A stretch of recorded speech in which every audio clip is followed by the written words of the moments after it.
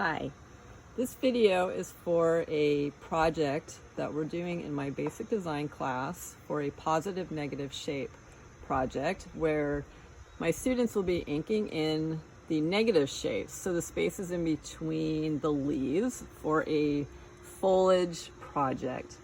So the goal is to not just look at the leaves, but we're looking at the negative spaces. So all the spaces in between the leaves, the different shapes of leaves. And what we want to go for is interesting shapes, both in the leaves, the foliage, stems, and negative spaces. Because the negative spaces are going to be inked. So they need to be looked at in a very,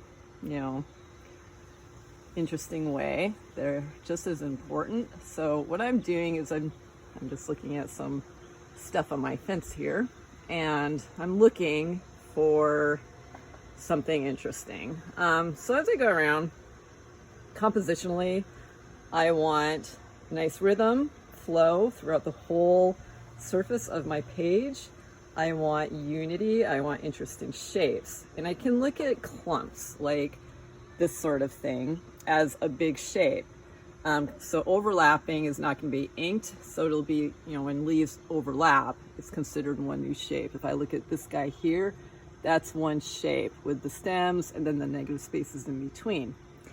So just going around, as I find stuff, notice that I'm zooming in, and this format's really long vertically, so kind of imagine a little bit more squared off. That kind of thing. So maybe not this stuff at the bottom, not everything at the top.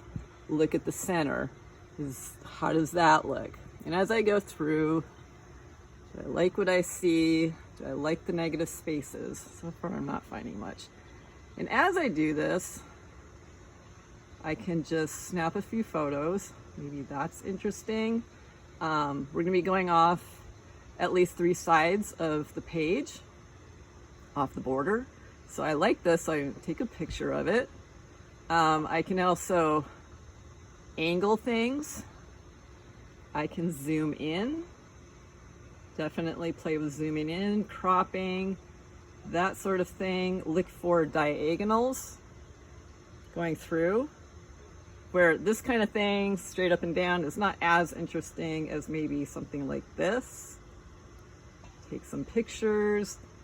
You can always edit out foliage to open up negative space, like up in here, this whole area here, it's really clumped together. So you might want to take out leaves when you start drawing, and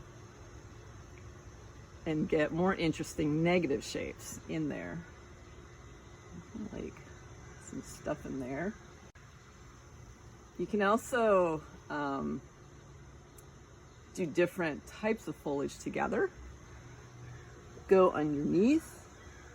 What you want to have is a very simplified backdrop. This is important because it'll be easier for you to see what you're drawing from instead of having multiple layers of leaves. That could be more difficult. So I'm just going to take a few pictures. Kind of like what was happening down here with some stuff. Maybe do it straight. Maybe more of an angle, maybe zoom in, turn it. And you can do this when you go to edit photos, so you can rotate your photo to create a more interesting composition. Zoom out. We're also playing with the rule of thirds for a focal point to create more interest. So something like this, could fall within the rule of thirds, but I don't like all the empty space. So you could edit you could draw in more leaves to make that an interesting area there and not have so much negative space, because remember, it's going to be inked black. So maybe just a couple more. But we're looking at variety. So different sizes, different shapes. And remember, even if you're using like the same leaves, like I said, when they overlap, they create a new shape.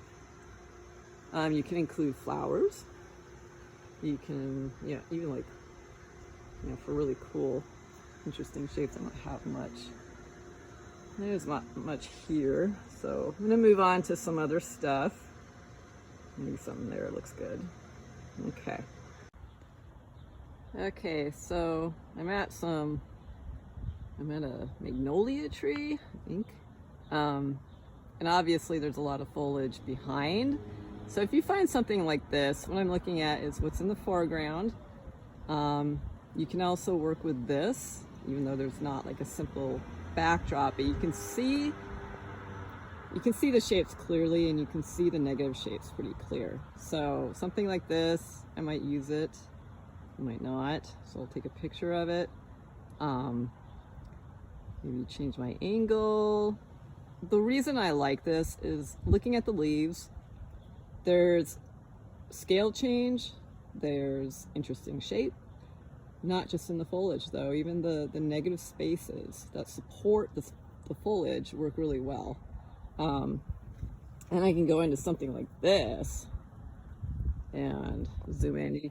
Remember, you can work horizontally. It doesn't just have to be vertical. You can work in a square format.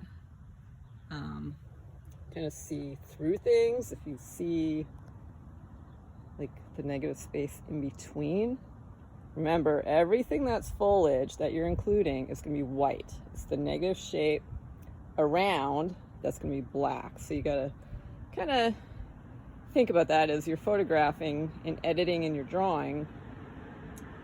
What's going to be black, what's going to be white.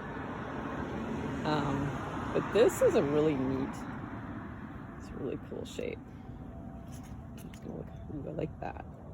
Even the foliage coming up from, you know, here and this, where this can be, it falls in the rule of thirds, creates a nice focal point. I might grab that. Grab that. I really like this. This negative shape in here, all these beautiful negative shapes. Don't let tips in your drawing kiss the edge. You want to either crop or leave them out, like into the interior more. Sorry, there's a truck going by.